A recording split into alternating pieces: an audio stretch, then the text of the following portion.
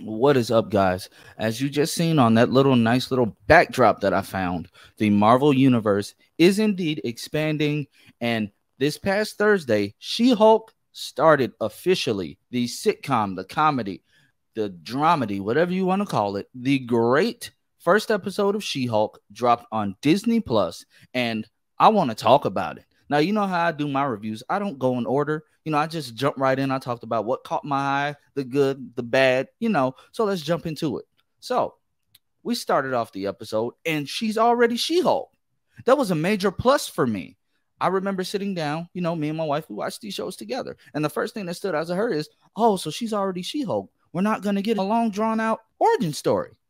Now, for the part of the origin story that we did get, I liked it. The changes worked for this series. It wasn't a her getting shot trying to escape in a car, the original origin story. It wasn't that. They got into a car accident because of a Sicarian scout ship. Now, we've all seen the rumors floating around that we may be getting a World War Hulk storyline. Are they coming to find him to bring him back to Sakaar? Will they like this Hulk? Are we getting Savage Hulk back? Like, this first episode also focused a lot on the Hulk's battle, and we know, us comic book readers, we know why he had such a tough time. We know why the Hulk and all of these different personalities of the Hulk came to be. He was an abused child by his father, so he developed a split personality disorder. It just showed up differently once he got irradiated with gamma waves and became the Incredible Hulk. So are we going to see a return to form with the Hulk? I have no problem with Smart Hulk. I have no problem with Professor Hulk, especially now. Yes, I know I'm jumping around, but like this, I really enjoyed this first episode. Especially now that we know that this takes place shortly after Shang-Chi's post-credit scene. Now, we saw Bruce Banner, back in human form, wondering why his hand, his arm almost looked completely healed. The last time we saw it, it was all burnt up and shriveled in his Professor Hulk form. So we see his arm is almost healed. We find out he put a device on it to negate his Hulk transformation and just keep him as Bruce. It allowed his arm to heal properly. Human bodies they take a while, but they do heal. So he's using that device. The Sicarian ship comes down and they crash. They go over a cliff. Now, I'm glad that Jen and both of them were able to get out, but he tried to warn her. He said, "Don't let my blood touch you." The blood fell. It was pretty convenient. It was an open wound, got in her, infected her. Boom. That's how we have the origin of She-Hulk, which is, it's a different take on the blood transfusion of the comic books, but it works for the MCU. It works. I enjoyed it. We see her, when she first tears off into the woods, her first transformation. She's running. Sometime later, she reverts back. She goes into that little bar. Those girls are trying to help her get ready. She comes out. She's just waiting on Bruce to come get her. Yada, yada, yada. We see the trademark drunk guys that just, they see a pretty girl. They want to hit on her. I mean, we know that stuff. That happens in real life. But, that happens. She hulks out again. But then we see Bruce comes and tackles her, knocks her out. Cool. So we get taken to the island. The island that Tony, the lab Tony got for Bruce. Like, they built it together. I thought that was really cool. We're getting callbacks to the Science Bros, to the OGs. We see the Gladiator helmet in there that Hulk wore on Sakaar. We see the Ultron Sentry Iron Man drone head in there somewhere as well. That's really cool. We see this whole big laboratory thing downstairs that Bruce has been working out of for the past, for the, the 5 years of the blip. That's where he was, trying to, basically get himself together. Him and Tony were there together at times. That was really cool. That was really cool to see. The training montages, I loved it. It was just fun to poke fun to see Bruce getting jealous because she does have so much control. Now, for the the dude bros or whatever that didn't like that, pick up a comic. She's always had more control than Bruce. It may be different to just hear it in dialogue, but this is stuff from source material, guys. Like, I had no issue with it at all. I honestly wanted to see how they were going to portray it in live action. And I honestly, I think they did a good job. Now, was some of the dialogue and jokes kind of cringy? Yes. But I mean, in comedies, stuff is gonna be cringy. Let's just be completely honest. Stuff is gonna be cringy. Stuff is gonna make us, tilt our head a little bit, make a little funny face. It's gonna happen. So the other part of the episode that I liked was when Jen was trying to leave. She was trying to go back. She figures, oh, I have this much control. I don't have a split personality. I don't have a other guy, quote unquote. I'm not like Bruce. I have control. I can control my anger. I can transform at will. I can transform when I want to.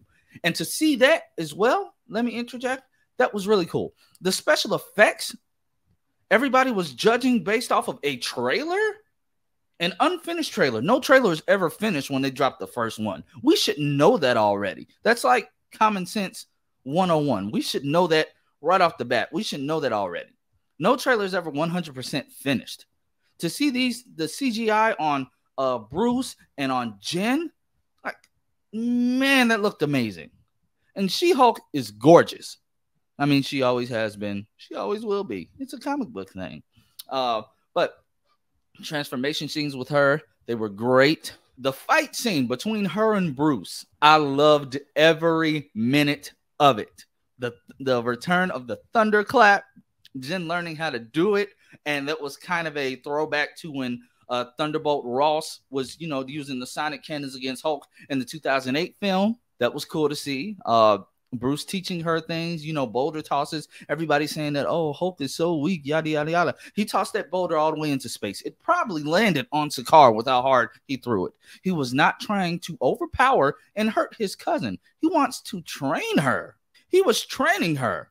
You don't have to beat the living crap out of somebody when you're training them. Just like she wasn't going to, in return, beat the living crap out of him. It was training. But anyway, so we get to the end of the episode, after all the flashback to her origin and, her first couple days training and whatnot. She goes to court. She's dealing with that case that we saw at the beginning of the episode. She's dealing with that. And Titania shows up in the courtroom. Now, this is why I took off points off my initial score. It was too choppy for me. That whole fight scene was too choppy. Now, that's just me, but it was kind of choppy for me. I would have liked to have seen more of the initial, it was a quick battle, but if it was that quick, it didn't need to be chopped up like it was, if you get what I'm saying. I would have liked to have seen more of that fight.